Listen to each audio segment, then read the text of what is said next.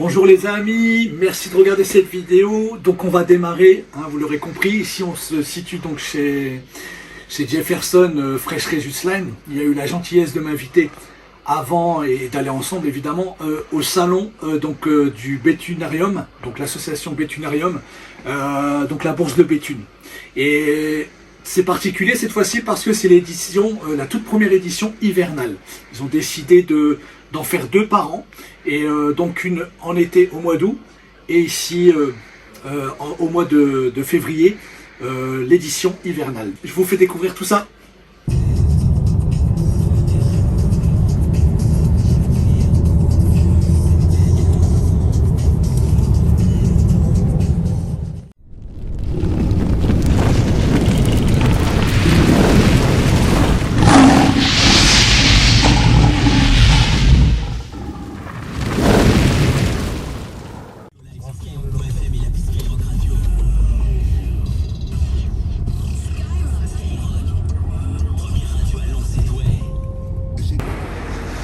Bon, nous voilà arrivés. Donc je rappelle, hein, c'est l'édition hivernale de la bourse de Béthune. Donc c'est la toute première pour eux. Alors que c'est pas des amateurs, hein, en termes de bourse, ils sont là depuis plus de 20 ans. Hein, qui se passe donc l'édition d'été qui se passe toujours au mois d'août, en été quoi du coup. Donc là c'est la première édition en hiver. Ils ont l'intention de faire donc 2 salons, en espérant que ça fonctionne et que ça marche. Mais bon, on se devait d'être là, n'est-ce pas Jeff? Il fallait qu'on soit là. Bah ouais, déjà. Il fallait qu'on soit là, c'est notre région quand même. C'est la région, déjà. Et puis il faut soutenir quoi.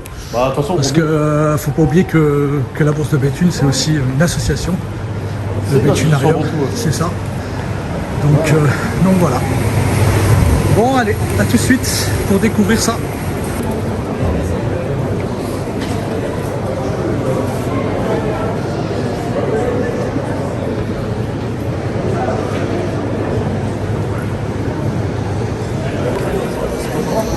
Nous voilà arrivés donc au salon de Béthune. Donc ici, vous l'avez reconnu, Greg. Yep, salut à Éleveur de tous. python réticulé, ami avant tout, et de moulure et d'anaconda, c'est ça mon gros? C'est ça la c'est ça quand même, tu sais. Voilà le salon à l'entrée. On va vous faire visiter tout ça. Ça va pas? Tranquille. Ok, ça marche.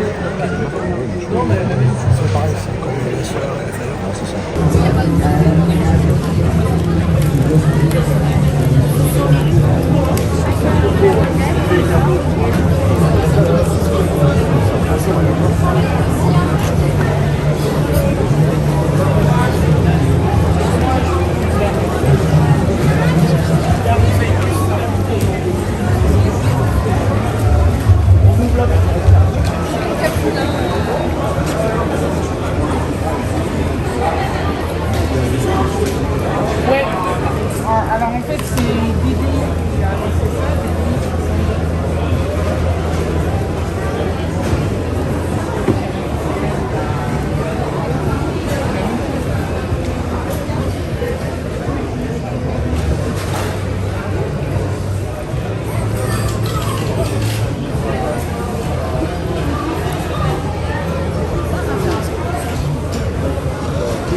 Ouais, ici c'est le stand, hein, tout le monde connaît, Reptilis, réputé pour l'élevage de Pantherophis guttatus, Scales aussi notamment.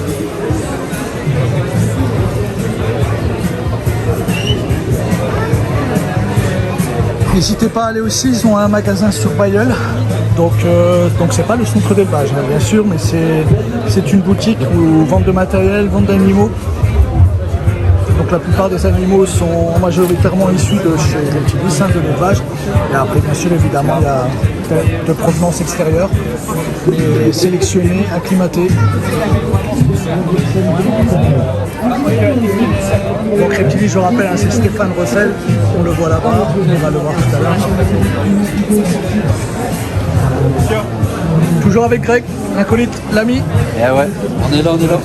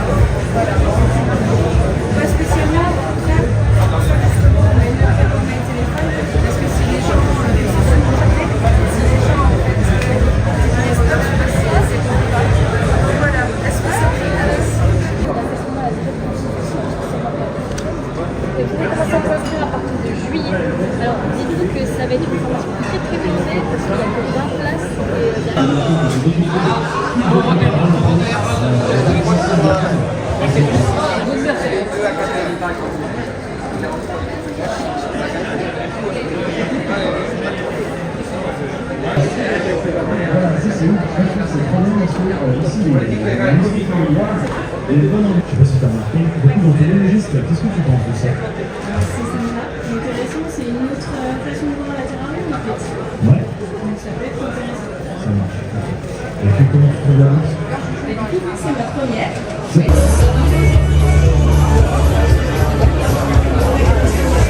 En fait ici Greg, dis-nous en plus. Donc ici, dis-moi, ils ont proposé un concours, c'est ça? Ouais, alors en fait c'est Loma Wild qui propose un petit concours sous une forme de tombola. Ouais. Et le gagnant peut aller visiter leurs locaux au sein même de leur élevage. Et tu participes je crois. Alors moi je participe pas à la tombola, mais on est adversaire pour la Coupe de France Terrario organisée par Reptilis. Donc si tout va bien, on doit se rencontrer en demi-finale. Donc c'est en format vidéo, c'est ça? Tout à fait, ouais, c'est en format vidéo de 5 à 7 minutes. Et voilà, c'est pour présenter un petit peu les... Et tout ça, ça se passe sur la chaîne YouTube de... La chaîne YouTube de Reptistop, qui vient de Reptistop. Super.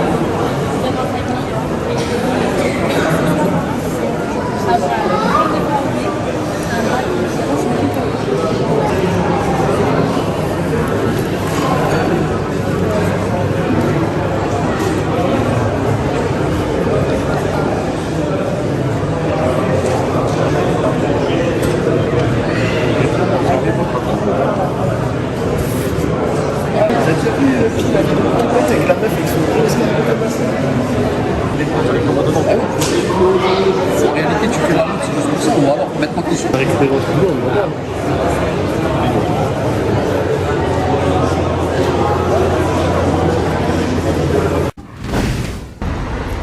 Bon, nous voilà sur le retour du salon, donc j'espère que cette petite visite vous a plu. Bon, ça a été très court car le salon n'est pas non plus, c'est pas Hamilton en termes de superficie, mais bien sûr nous ne sommes pas dans le surplus, dans la quantité, c'est plutôt très familial et tout ça. On a croisé que Greg, mon pote et ami, bah, ça vous le connaissez, on a déjà fait une vidéo sur la chaîne avec ces grands constrictors, réticulés, moulures et tout. Donc un petit mot de Greg et nous on va continuer après. Et je vous dirai mon ressenti et celui de Jefferson. Et toi, qu'est-ce que tu as pensé du coup du salon, toi, là, Greg? Bah, comme ça coupe, ça fait du bien, c'était plaisant, c'est agréable. de voir, comme tu disais, on n'a pas vu tout le monde évidemment, mais on a pu croiser. C'était pas trop mal, hein, je trouve. Ouais, c'était sympa, franchement, ils ont bien organisé ça pour une première en. Et qu'est-ce que tu en penses, le fait d'avoir une édition justement comme ça en hiver? Parce que bon, Béthune, voilà, ça existe, l'association existe déjà, on va dire, au moins 30 ans. 30 ans, facile. Le salon, on est sur le 25e, 29e, je sais plus. Donc, bon, j'ai toujours été présent et tout depuis la première heure. Et là, c'est la première fois qu'il y a une édition hivernale. Donc, il y en aura 2 par an, au mois d'août et au mois de février pour l'édition hivernale. Et qu'est-ce que tu en penses, le fait de faire une deuxième Non, mais c'est bien, franchement, c'est bien. Et puis, comme c'est tous les étés, là, ça coupe, ça permet d'être à la page. Je trouvais qu'il y avait même pas mal de monde, hein. C'est au rendez-vous en termes de visite. Contrairement, il y a des étés où il n'y a pas grand monde. Là, par contre, j'étais étonné du rassemblement qu'il y avait. Il y avait pas mal Après, en termes de vente, j'ai pas demandé spécialement aux éleveurs ou à ceux qui étaient en stand si ça a vendu des masses ou autre. Après, bon, parce que ça paraît pas, mais ça a aussi son importance. Il faut que les gens puissent vendre, faire un peu leur business. C'est aussi ça le salon. Bon bah ok, voilà, bon gars, t'es rentré toi? Ouais, on est parti. Bon, allez frérot, Yep. à plus tard. Jeff, prochaine.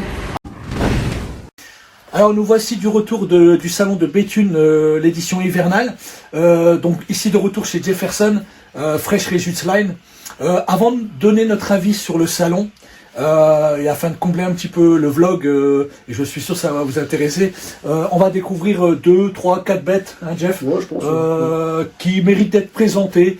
Donc bien sûr ça reste que du Python Régis, mais c'est notamment au niveau de telle ou telle forme que... allez, pour le fun, et puis pourquoi pas, ça va plaire à plusieurs, je pense. Donc voilà, qu'est-ce que tu nous présentes là, alors, du coup, Jeff? Là, du coup, un petit mal Snow. Donc, du coup, Snow, là, pour ma part, c'est Lavender Exotique. Du coup, un petit Lavender mal. Exotique, d'accord. Lavender Exotique, quoi. On n'est pas vraiment sur On la n'est pas soupe, sur Albino Non. témoin, On n'est pas sur l'albino. donc le plus connu, hein, l'Albino, foie Exotique.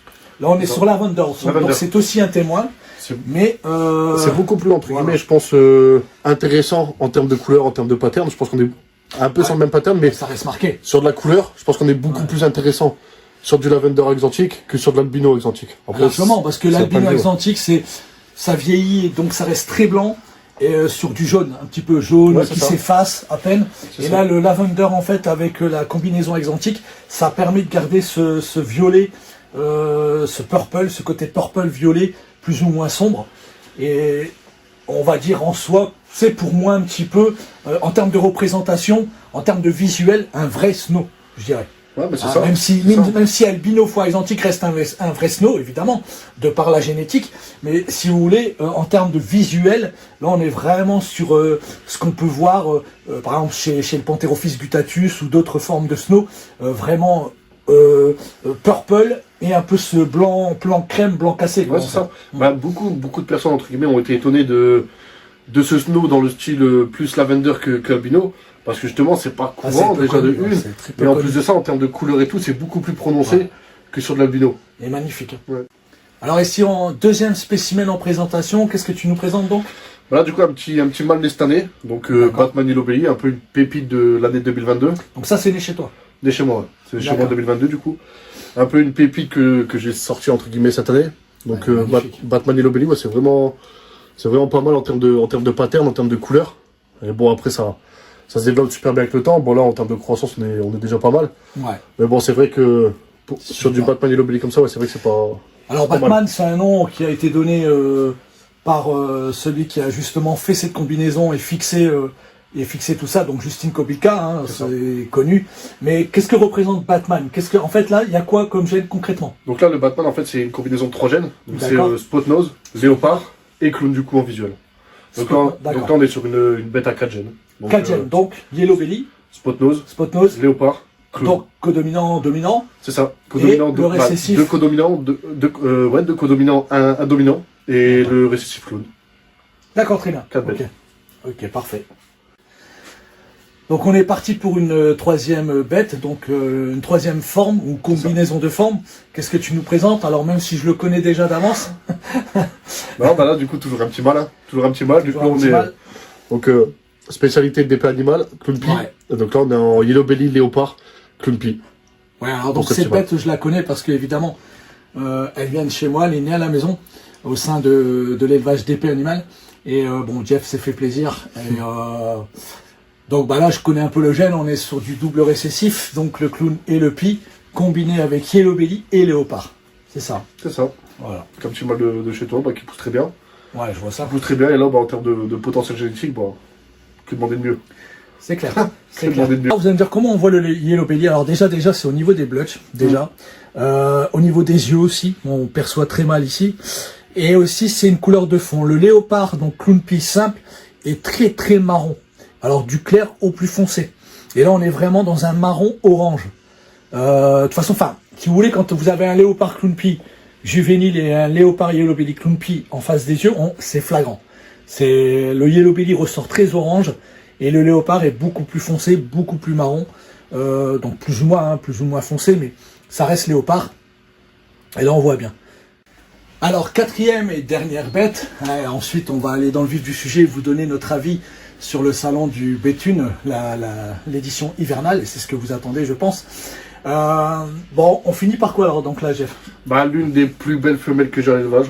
Donc, ça, c'est ton coup de cœur, je pense. Ça, c'est mon coup de cœur. Ça a été un gros coup de cœur. Un TBB. Donc, ça a été un gros coup de cœur, un gros investissement aussi. Mais surtout, comme on peut le voir, très peu de blanc. Un pattern qui est assez bâtissé, donc vraiment un gros coup de cœur. Là, on est sur une femelle, du coup, ultra melpie, 100% Etipo. 100% Etipo. 100% Etipo. Ok, donc Hippo, ultra melpie. C'est ça. Donc là, on part sur un projet, Hippo ultra melpie. Donc, du très lourd. Pas mal, c'est pas mal. Du très lourd parce que c'est vrai que le visuel, il est excellent. Et elle vient d'où, donc, cette femelle? Donc là, cette femelle, elle vient de chez Jean. C'est un pattern qui est vraiment très beau. Donc, déjà, oui, elle est très... elle a énormément de blush, elle n'a pas cette particularité d'être vachement lignée. Pas du tout. C'est beau aussi, hein, c'est magnifique. Mais je pense que ça limite, je pense, en termes de travail et tout. Jean m'avait proposé justement 2 femelles différentes. Ouais. Donc elle et sa sœur, dont une femelle, donc sa sœur qui était très très lignée. Et je suis plus parti sur une femelle en fait beaucoup plus marquée en termes de pattern. Je pense que tu as eu raison. Sur une femelle lignée. Je pense qu'en termes de résultats, ce sera vraiment plus beau. Parce qu'on revient au même principe, hein, on revient dans le même principe qu'un pie qui a énormément ou moins de blanc. Quand on est sur des animaux un peu plus lignés en pie notamment, on a tendance à retrouver ça dans les bébés, dans les progénitures. Donc le problème c'est que après il faut voir ce qu'on veut travailler. C'est ok, il y en a ils vont dire le gène reste le gène et point. Je m'en fous un peu de l'apparence qu'il a, ligné, non ligné. Ok, c'est ok. Mais bon, après je pense que c'est pas trop l'optique et le travail que tu veux faire. Tu veux avoir une diversité justement parce que je pense que cette femelle, elle te fera des trucs beaucoup plus lignés, des trucs beaucoup moins lignés. Tu auras les deux, on va dire, au sein de la même portée. En fait. C'est ça, en fait, je pense que j'aurai les deux, mais là, en gardant en fait un pattern qui est beaucoup plus dessiné, je pense avoir plus de chance, entre guillemets, de sortir un pattern qui est beaucoup plus dessiné qu'un pattern qui est ligné. Ah, puis c'est blush. Et après, même entre guillemets, ce qu'on pourrait rajouter derrière en termes de codominant, que ce soit du Enchi, du OD ou tout ce qui va bien. Exactement. Après, ça reste entre guillemets un potentiel plus important avec des motifs comme ça que des motifs lignés. Carrément. Ouais, moi, je suis entièrement d'accord. De toute façon, on a la même mentalité, le même objectif. De toute façon, pour moi, c'est primordial, c'est la sélection. Et je vous dis encore, moi, je préfère perdre plusieurs années que être à la course. La génétique, ok, très bien, mais ça demande, il faut sélectionner ces animaux. Exactement. Il faut sélectionner ces animaux. Moi, ça m'a pas dérangé de mettre quelques centaines d'euros supplémentaires pour tel ou tel animal parce qu'il avait ça en particulier, alors que la génétique était la même avec le même que je trouvais beaucoup moins cher. Mais alors je ne dis pas, je suis pas là en train de dire pour justifier d'acheter plus cher, c'est pas la question. Mais soyez très très attentifs à votre sélection. Après, bien sûr, si vous aimez le ligné, si vous aimez énormément de blanc, ça c'est votre choix personnel et c'est vos goûts, bien sûr, évidemment. Mais il faut aussi penser, je pense quand on achète des animaux d'une certaine valeur et tout, on a beau dire tout parce que en France on a toujours cette mentalité, oui mais le Régis ça devient un serpent d'argent, il n'y a plus de passion. Or c'est faux, on sélectionne et je pense que même la personne qui est passionnée, qui a 2 serpents, mais qui va acheter une bête à plusieurs milliers d'euros, voire même 1000 euros, même 500 euros, à partir du moment où il achète un mâle, une femelle, hein, on est d'accord, on est tous dans le même panier, je veux dire on reproduit tous, on cherche on s'amuse à mélanger les couleurs, les dessins. C'est ça le but. On est là. Enfin, on respecte les animaux et en plus, enfin, vous savez tous comme moi, je veux dire, on met le paquet pour nos bêtes. Hein. On est là, voir, elles sont, voilà, on n'a pas envie qu'elles soient malades, que ça aussi. Donc, et ça passe aussi en termes de sélection. Pas du tout. Et après, même là, entre guillemets, là, Jean m'aurait proposé entre guillemets 2 femelles lignées sur cette période-là. J'aurais, je pense, refusé. J'aurais refusé, je pense, d'acheter un. Non, c'est pas, non pas. qu'on soit clair, c'est pas que non pas que tu c'est pas aimes, tu n'aimes pas le ligné, non. mais c'est tellement uniforme que c'est moins, si vous voulez, moins visuel, on va dire. Vous voyez, parce que là, regardez, on voit hein, qu'elle démarrait lignée, hein, la femelle, on voit bien, hein, elle démarrait lignée, mais c'est entrecoupé, ça donne les blotches un peu plus expressifs. Par contre, ligné, c'est ligné et tout uniforme. En fait, c'est ça, c'est pas vraiment que c'est pas beau, c'est juste que moi, personnellement, je préférais partir sur ça pour en fait l'avenir, pour vraiment partir sur un projet à rajouter du codum dessus et être plus en fait, entre guillemets, dans une structure de projet. Après, là, en l'occurrence, je pense que vraiment, ils m'auraient proposé 2 femelles lignées. Je pense que j'aurais pas pris cette année-là, mais j'aurais attendu 1 an de plus et peut-être partir sur une autre femelle. Voilà, on est d'accord. Alors là, bah, ça a vraiment été un coup de cœur, entre guillemets. Aujourd'hui, elle est là, elle est pas loin des 1 kg 4, donc on est pas mal. Hein. Et puis là, bah, faut le rappeler, Equipo, quoi. Equipo. Donc là, c'est quand même, enfin, on est là sur, ça paraît pas, mais c'est pas un détail anodin, donc du 100%, évidemment, 100%, on n'est pas sur 66 ou possible être. Non. Donc là, voilà. Bon, bah, super. Ben voilà, dis-nous un peu ton retour, toi, alors. Moi, j'ai bien aimé, je trouve ça un peu convivial, tu vois, ça reste quand même une bourse assez, entre guillemets, petite comparée à ce qu'on peut faire à Ham ou à Houten. Mais à côté de ça reste quand même une bourse qui est assez conviviale et assez quand même. Ouais, bien sûr, c'est pas les mêmes superficies, c'est pas les mêmes quantités. Par contre, moi, ce que j'ai adoré, c'est qu'il y avait énormément de diversité. Des insectes, des lézards, des varans. Il y avait aussi du serpent, évidemment. Que ce soit du Régis ou alors de et tout. Voilà, et encore, en Régis, c'était pas dominant. Non. Parce que c'est vrai qu'aujourd'hui, on a affaire à notamment Ham et Houten. C'est les plus gros salons européens, on va dire, actuels. Mais ça reste, on va dire, facile. Je sais pas, tu me dis si j'ai tort, mais 80% centré sur le Régis. Alors, bon, c'est pas forcément un mal en soi, parce que malheureusement, la terre d'aujourd'hui, ça reste très dans la mutation, dans tout ce qui est forme, etc., de couleurs, de dessin. Et c'est vrai que bon, bah, le Python Régis est un peu numéro 1 aujourd'hui avec le Pantherophis goitatus à ce niveau-là. Et c'est un peu ce qui fait le business, le marché, l'économie des salons. Donc, mais là, ce qui était bien à Béthune pour cette édition hivernale, donc déjà c'est bon, bah, une édition hivernale. Donc il y en aura 2 en août et en février pour l'édition hivernale. Et c'est assez familial. Donc c'est très petit, évidemment, c'est Béthune pour ceux qui connaissent déjà. C'est le même qu'au mois d'août, évidemment. Voilà, je sais pas si tu as des choses à rajouter, mais... Tout est dit, hein, de toute façon. Tout est dit, ça reste une bourse qui est assez, entre guillemets, conviviale et familiale, entre guillemets. Voilà. Donc ouais, c'est cool de se retrouver sur une petite bourse comme ça. Un peu déçu, pareil, de ne pas avoir croisé tant de monde, entre guillemets, du coin. Mais sinon, ouais, je pense qu'on ne s'est pas croisé, entre guillemets, en termes d'horaire, mais je pense que, ouais... Ouais, je pense que tout le monde est venu au matin, je pense. Ouais, je pense, ouais. Et parce que bon, ça se passe le dimanche et je pense que l'après-midi c'est un peu plus en famille. Ceux qui ont des enfants, tout ça, donc ils viennent plus au matin et après ben, ils désertent le salon pour justement s'occuper des enfants ou de la famille ou être en famille, évidemment. Donc à très bientôt et encore merci d'avoir regardé la vidéo.